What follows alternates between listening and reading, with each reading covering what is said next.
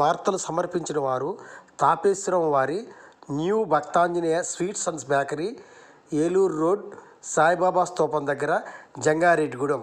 Proprietor Gubbal Rambabu. CK29 news.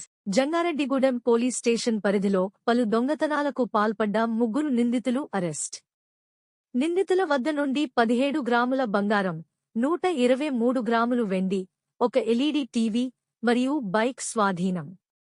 మొత్తం సొత్తు విలువ సుమారు 3,50,000 రూపాయలు. నేరస్తుల కదలికలపై ఎప్పటికప్పుడు పోలీసుల నిఘా ఉంటుందని డీఎస్పీ రవిచంద్ర అన్నారు. నేరస్తుల అరెస్టుకు సహకరించిన crime party ASI Sampath, Rajendra, Satyanarayana, Rajasekhar సిబ్బందిని అభినందించిన డీఎస్పీ రవిచంద్ర. ఈ కార్యక్రమంలో ఎస్ఐ జబీర్ సిబ్బంది పాల్గొన్నారు. మన జంగారెడ్డిగూడెం పట్టణంలో గతంలో జరిగినటువంటి వివిధ రకాల దొంగతనాల సంబంధించినటువంటి కేసుల్లో మన ఎస్ఐ గారు, సిఐ గారు ఆధ్వర్యంలో స్పెషల్ పార్టీని నియమించి దొంగల్ని పట్టుకోవడం జరుగుతోంది. అదే క్రమంలో గత రాత్రి కూడా ఒక 3 దొంగల్ని అరెస్ట్ చేయడం జరిగింది. వీళ్ళు ముఖ్యంగా మనకి ఆగస్టు నెలలో 5వ తారీఖున జంగారెడ్డిగూడెం వస్తున్నటువంటి ఆర్టీసీ బస్సు గ్రామ ఫైర్ స్టేషన్ సమీపంలో చెడిపోయి ఆగిపోయి అక్కడ రిపేర్ చేసుకుంటున్న క్రమంలో ఒక 3 వ్యక్తులు మోటార్ సైకిల్ మీద వచ్చి మన ఆర్టీసీ డ్రైవర్ని కొట్టి అతని దగ్గర నుంచి సెల్ ఫోన్ లాక్కొని వెళ్ళడం జరిగింది. ఈ కేసు తీవ్రత దృష్ట్యా అప్పుడు ఎస్పీ గారు దీని మీద ప్రత్యేక దృష్టి సారించి స్పెషల్ స్క్వాడ్స్ కూడా వేసి వీటి మీద ప్రత్యేక చర్యలు చేపట్టడం జరిగింది.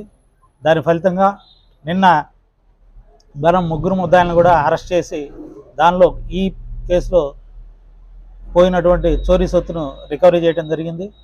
ఈ కేసే కాకుండా దీంతో పాటుగా మరో 2 కేసులు కూడా వీళ్ళ దగ్గర నుంచి తీసుకోవడం, రికవరీ చేయడం, 2 కేసుల ప్రాపర్టీస్ కూడా రికవరీ చేయడం జరిగిందండి.